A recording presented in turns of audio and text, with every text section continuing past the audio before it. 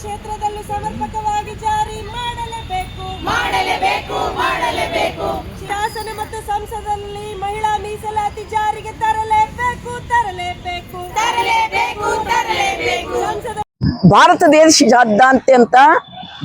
ದೇಶದಾದ್ಯಂತ ಸಮಸ್ತ ಮಹಿಳಾ ಸಂಘಟನೆಗಳು ಮಹಿಳಾ ಮೀಸಲಾತಿ ಮಸೂದೆಯನ್ನ ಇದೇ ಅಧಿವೇಶನದಲ್ಲಿ ಇಟ್ಟು ಪಾಸ್ ಮಾಡಿ ಮುಂದಿನ ಚುನಾವಣೆಯಲ್ಲಿ ಮಹಿಳೆಯರು ಚುನಾವಣೆಗೆ ಸ್ಪರ್ಧೆ ಮಾಡಬೇಕು 33 ಸ್ಥಾನಗಳಲ್ಲಿ, ಎಲ್ಲಿ ಶಾಸನ ಮತ್ತು ಸಂಸತ್ ಸಭೆಗಳಲ್ಲಿ.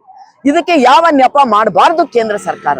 ಕಳೆದ ಸಾರಿ ಕ್ಷೇತ್ರ ಮರು ವಿಂಗಡಣೆಯ ಸ್ವಾರ್ಥವನ್ನ ಇಟ್ಕೊಂಡು ಮಹಿಳಾ ಮೀಸಲಾತಿ ಬೆನ್ನ ಮೇಲೆ ಕೂತು ಇಡೀ ದಕ್ಷಿಣ ಭಾರತದ ರಾಜ್ಯಗಳ ಕ್ಷೇತ್ರಗಳನ್ನ ಕೈವಶ ಮಾಡಿಕೊಳ್ಳುವ ಷಡ್ಯಂತ್ರ ಮಾಡಿದಿರಿ ಮತ್ತು ಮಹಿಳಾ ಮೀಸಲಾತಿಯನ್ನ ಮುಂದೆ ಬೇಕಂತ ಮುಂದೆ ಮಾಡಿದ್ರಿ.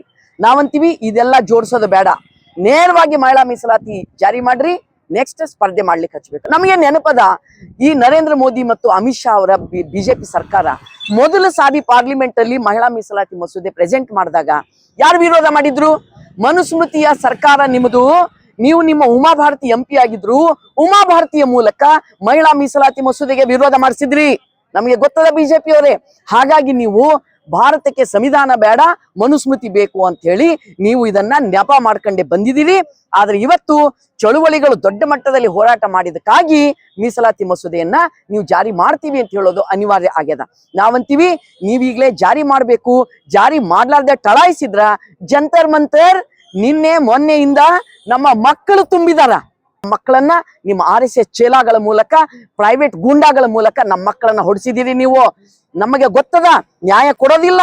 ನೀವು ನೀಟ್ ಪರೀಕ್ಷೆಯಲ್ಲಿ ನ್ಯಾಯ ಕೊಡ್ಲಾರ್ದವರು ನಮ್ಮ ಮಹಿಳಾ ಮೀಸಲಾತಿ ಮಸೂದೆಯನ್ನ ಜಾರಿ ಮಾಡ್ತೀರಿ ಅನ್ನೋ ನಂಬಿಕೆ ನಮಗಿಲ್ಲ.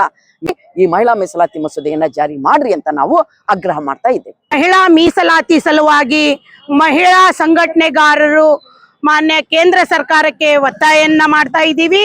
ಮಹಿಳಾ ಮೀಸಲಾತಿ 33%, ಯಾವುದೇ ಷರತ್ತು ಬದ್ಧಗಳಿಲ್ಲಾರದೆ 33% ಮಹಿಳಾ ಮೀಸಲಾತಿ ಕೂಡಲೇ ಜಾರಿಗಾಗಲೇಬೇಕು. ಮತ್ತು ಮಹಿಳೆಯರಿಗೆ ದ್ರೋಹ ಮಾಡ್ತಕ್ಕಂತ ಬಿಜೆಪಿ ಸರ್ಕಾರಕ್ಕೆ ಮಹಿಳೆಯರಿಂದ ನಾವು ಒತ್ತಾಯನ್ನ ಮಾಡ್ತಾ ಇದ್ದೀವಿ.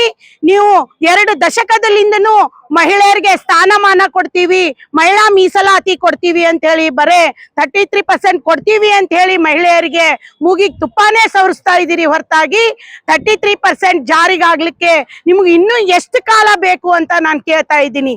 ಕೂಡಲೇ 33 ರಿಸರ್ವೇಶನ್ ಮಹಿಳಾ ಮೀಸಲಾತಿ ಜಾರಿಗಾಗಲೇಬೇಕು. ಇಡೀ ರಾಜ್ಯಾದ್ಯಂತ ಮಹಿಳಾ ಪರ ಸಂಘಟನೆಗಾರರು ಹೋರಾಟವನ್ನ ಮಾಡ್ತಾ ಇದ್ದೀವಿ.